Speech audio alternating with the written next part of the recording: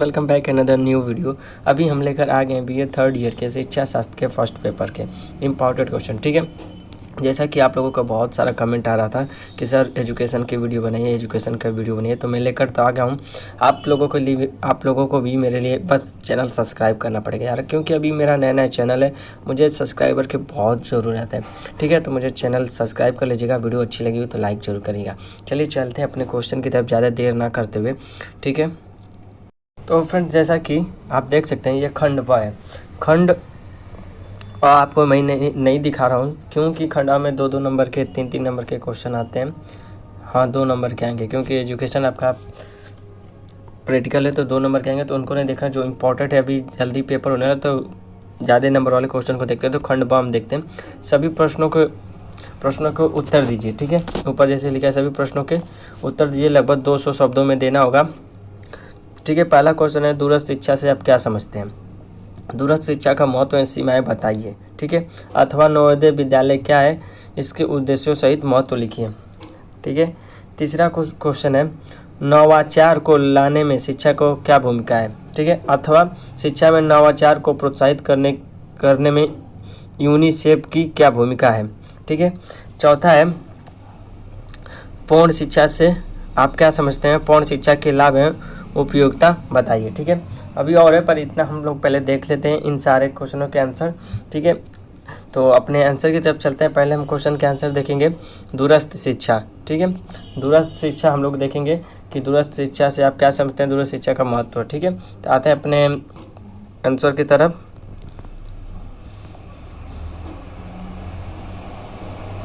तो फ्रेंड्स जैसा कि दूरस्थ शिक्षा से आप क्या समझते हैं, दूरस्थ शिक्षा का महत्व, तो देखिए इसमें दूरस्थ शिक्षा यानी डिस्टेंस एजुकेशन। ठीक है, दूरस्थ शिक्षा की वो प्रणाली है जिसमें शिक्षक तथा शिक्षु यानी स्टूडेंट या विद्यार्थी को स्थान विशेष अथवा समय विशेष पर मौजूद होने की आवश्यकता नहीं होती है।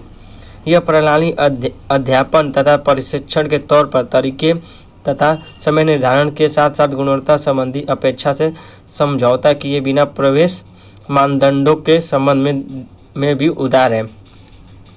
भारत की मुक्त तथा दूरस्थ शिक्षा प्रणाली में राज्यों के मुक्त विश्वविद्यालय शिक्षा प्रदान करने वाली संस्थाएं तथा विश्वविद्यालय शामिल हैं तथा इसमें दोहरी पद्धति के परंपरागत विश्वविद्यालयों के पत्राचार पाठ्यक्रम संस्थान भी शामिल हैं। यह प्रणाली सतत शिक्षा सेवारत कर्मियों के क्षमता उन्नयन तथा शैक्षिक रूप से वंचित क्षेत्रों में रहने वाले शिक्षुओं के लिए गुणवत्तामूलक व तर्क संगत शिक्षा के लिए अत्यधिक महत्वपूर्ण है। अनुक्रम इतिहास। पहला इतिहास।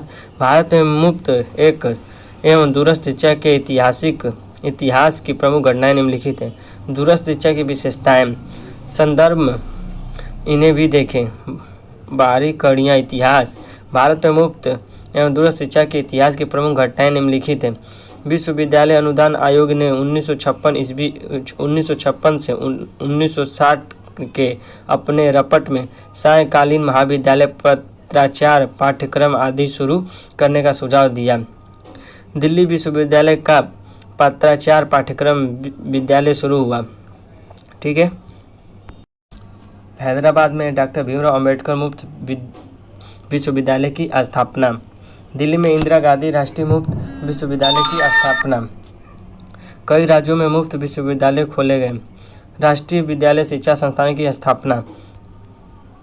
तो फ्रेंड्स अभी आ जाते हैं दूरस्थ शिक्षा की विशेषताएं पे। ठीक है, दूरस्थ शिक्षा की विशेषताएं पे। ठीक है, दूरस्थ शिक्षा की विशेषताएं। तो दूरस्थ शिक्षा में विद्यार्थी को नियमित तौर पर किसी संस्था में जाकर पढ़ाई करने की जरूरत नहीं होती है। सभी पाठ्यक्रमों के लिए क्लासों की संख्या तय होती है और देश भर में कई केंद्रों पर उनकी पढ़ाई होती है। सूचना क्रांति और इंटरनेट के कारण दूरस्थ शिक्षा और आसान एवं प्रासंगिक हो गई है। Visual classroom learning, interactive on-site learning और वीडियो कॉन्फ्रेंसिंग के जरिए विद्यार्थी देश के किसी भी राज्य में रहकर घर बैठे पढ़ाई कर सकते हैं। विद्यार्थी अपनी आवश्यकता के अनुसार अपने पढ़ने की समय तालिका बना सकते हैं। कम खर्चीली दूरस्थ शिक्षा से पढ़ाई करने की फीस काफ़ी कम होती है वर्षसुलभ विद्यार्थियों की संख्या की कोई सीमा नहीं है। जॉब काम करने के साथ साथ पढ़ाई की जा सकती है। कम अंक आने पर भी मनपसंद कोर्स में दाखिला मिल जाता है। किसी भी कोर्स के लिए उम्र बाधा नहीं होती है। दूरस्थ शिक्षा में सबसे महत्वपूर्ण कार्य पाठ्य सामग्री तैयार करना है। इसमें शिक्षक सामने नहीं होते, इसलिए पाठ्य सामग्री ही शिक्षक का काम करता है। साधारण कोर्स के साथ ही वोकेशनल कोर्स तथा प्रोफेशनल कोर्स भी दूरस्थ शिक्षा के माध्यम से किए जा सकते हैं। आजकल दूरस्थ शिक्षा के द्वारा विद्यार्थी ग्रेजुएट, एमफिल, पीएचडी, डिप्लोमा और सर्टिफिकेट आदि सभी कोर्स कर सकते हैं। सम्मान्यता पत्राचार से किए गए कोर्सों की मान्यता नहीं कहीं कम नहीं आंकी जाती। ये सब भी उतने ही महत्वपूर्ण है जितने कि रेगुलर कोर्स। तो ठीक है, दूरस्थ शिक्षा में आप समझ सकते हैं कि आप रेगुलर नहीं, जैसे नहीं है तो आप एग्जाम किसी कॉलेज में पढ़ने जाएंगे तो आपसे पूछा जाता है रेगुलर करना कि डेली क्लास करेंगे कि घर पर रह के पढ़ेंगे, उसी को दूरस्थ शिक्षा कहते हैं। जैसे क्लास आप ना करें, घर पे काम के साथ पढ़ सके, उसे ही दूरस्थ शिक्षा करते हैं। आप अपने शब्दों में समझ लीजिए दूरस्थ शिक्षा उस शिक्षा प्रणाली को हम लोग कहते हैं जिसमें घर बैठे पढ़ाई की जाए। बस आपका कॉलेज में एडमिशन हो जाएगा और आप घर से पढ़ के बस एग्ज़ाम देने जा सकेंगे, उसको दूरस्थ शिक्षा कहा जाता है। इसके लाभ, इसके फ़ायदे, इसके कहीं भी सर्टिफिकेट मायने में कम नहीं होते हैं।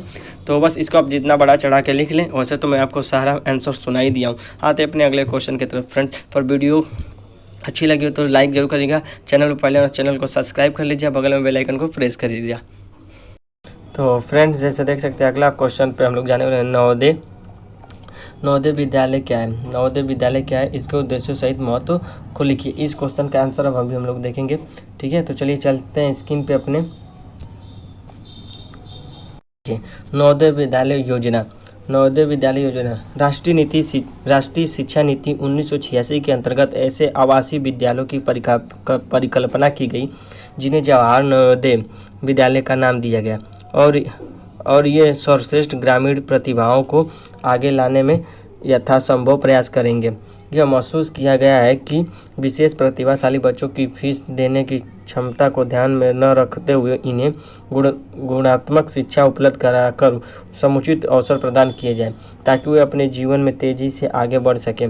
ऐसी शिक्षा इन ग्रामीण विद्यार्थियों को अपने समकक्ष शहरी विद्यार्थियों के साथ प्रतिस्पर्धा में करने में सहायक होगी।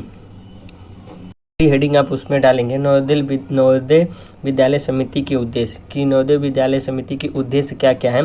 तो नवोदय विद्यालय कोष्टक में इन्हें इसके आगे नवोदय विद्यालय कहा गया है। नवोदय विद्यालय स्थापित करना, उन्हें धन प्रदान करना, उनका रख रखाव, नियंत्रण और प्रबंध तथा ऐसे भी कार्य करना जो इन विद्यालयों के संवर्धन के लिए आवश्यक या सहायक है। इनके उद्देश्य इस प्रकार हैं। मुख्य रूप से ग्रामीण क्षेत्रों के प्रतिभाशाली बच्चों को उनके परिवार की सामाजिक आर्थिक स्थिति पर ध्यान दिए बिना गुणात्मक आधुनिक शिक्षा प्रदान करना, जिसमें सामाजिक मूल्यों, पर्यावरण के प्रति जागरूकता, साहसिक कार्यकलाप और शारीरिक शिक्षा जैसे महत्वपूर्ण घटनाओं का समावेश हो। ठीक है, देश भर में एक उपयुक्त स्तर पर एक समान माध्यम अर्थात अंग्रेजी एवं हिंदी में शिक्षण की सुविधाएं प्रदान करना। सभी विद्यालयों के स्तर में तुलनात्मक सुनिश्चित करने व हमारी मिली जुली संस्कृति एवं परंपराओं को समझने में सुविधा हो इसके लिए मूल पाठ्यचर्या प्रदान करना। राष्ट्रीय एकता को बढ़ावा देने में और सामाजिक भावना की समृद्धि के लिए प्रत्येक स्कूल के विद्यार्थियों को क्रमिक रूप से देश के एक भाग से दूसरे भाग में ले जाना। वर्तमान परिस्थितियों के अनुरूप अध्यापकों को प्रशिक्षण एवं अनुभव और सुविधाओं के परस्पर आदान प्रदान द्वारा स्कूल शिक्षा की गुणवत्ता में सुधार के लिए एक केंद्र बिंदु के रूप में कार्य करना। नवोदय विद्यालयों के विद्यार्थियों के रहने के लिए छात्रावास स्थापित करना, उनका विकास, रख रखाव व प्रबंध करना व समिति के उद्देश्यों की पूर्ति के लिए यदि आवश्यक हो देश के किसी भी भाग में स्थित अन्य संस्थाओं को वित्तीय सहायता प्रदान करना, उन्हें स्थापित एवं उनका संचालन करना। ऐसे भी कार्य करना जो इस समिति के किसी या सभी उद्देश्यों को पूर्ति के लिए आवश्यक, प्रासंगिक या सहायक समझे जाएं। अगली हेडिंग है नवोदय विद्यालय की प्रमुख विशेषताएं। ठीक है, तो जवाहर नवोदय के विद्यालय चयन परीक्षा। ठीक है, नवोदय विद्यालय अपने विद्यार्थियों को एक योग्यता परीक्षा के आधार पर चुनते हैं जिसे जवाहर नवोदय विद्यालय चयन परीक्षा कहा जाता है और जिसकी रचना, विकास और आयोजन पहले राष्ट्रीय शैक्षिक अनुसंधान और परीक्षण परिषद द्वारा किया जाता है, किंतु अब इन परीक्षाओं का आयोजन केंद्रीय माध्यमिक शिक्षा बोर्ड द्वारा किया जाता है। यह परीक्षा प्रतिवर्ष अखिल भारतीय स्तर पर और जिला तथा ब्लॉक स्तर पर आयोजित की जाती है। यह परीक्षा विषय परक एवं वर्ग तटस्थ है तथा इसकी रचना इस प्रकार की गई है कि यह सुनिश्चित किया जा सके कि इससे ग्रामीण बच्चों को कोई असुविधा न हो। सीटों का आरक्षण। जवाहर नवोदय विद्यालय में प्रमुख रूप से ग्रामीण क्षेत्रों के बच्चों को प्रवेश दिया जाता है। 75% सीटों पर ग्रामीण बच्चों का प्रवेश देने का प्रावधान है। अनुसूचित जाति और अनुसूचित जनजातियों के बच्चों के लिए जिले में उनकी जनसंख्या के अनुपात में स्थान आरक्षित रखे जाते हैं, परंतु यह आरक्षण राष्ट्रीय औसत से कम नहीं होना चाहिए। कुल सीटों का 1/3 बालिकाओं के लिए और 3% विकलांग बच्चों के लिए आरक्षित है। निःशुल्क शिक्षा के साथ साथ शैक्षिक आवासीय विद्यालय। ठीक है, नवोदय विद्यालय जो कि केंद्रीय माध्यमिक शिक्षा बोर्ड से संबंध है, कक्षा 9 से 12 तक के प्रतिभाशाली बच्चों को निःशुल्क शिक्षा प्रदान करते हैं। नवोदय विद्यालय में कक्षा 9 के स्तर पर प्रवेश के साथ साथ प्रवेश के माध्यम से कक्षा 9 और 11 में प्रवेश दिया जाता है। प्रत्येक नवोदय विद्यालय शैक्षिक आवासीय संस्थान है जिनमें मुफ्त भोजन एवं आवास, वर्दी, पाठ्य पुस्तक, लेखन सामग्री तथा घर आने जाने के लिए रेल और बस किराए पर होने वाले व्यय के वहन करने की व्यवस्था की गई है। यद्यपि कक्षा 9 से 12 तक के छात्रों से 600 रुपये प्रतिमाह का आंशिक शुल्क नवोदय विकास निधि के रूप में लिया जाता है। अनुसूचित जनजाति के छात्रों, बालिकाओं, विकलांग छात्रों और गरीबी रेखा से नीचे के परिवारों के बच्चों को इस शुल्क से पूरी तरह छूट दी जाती है।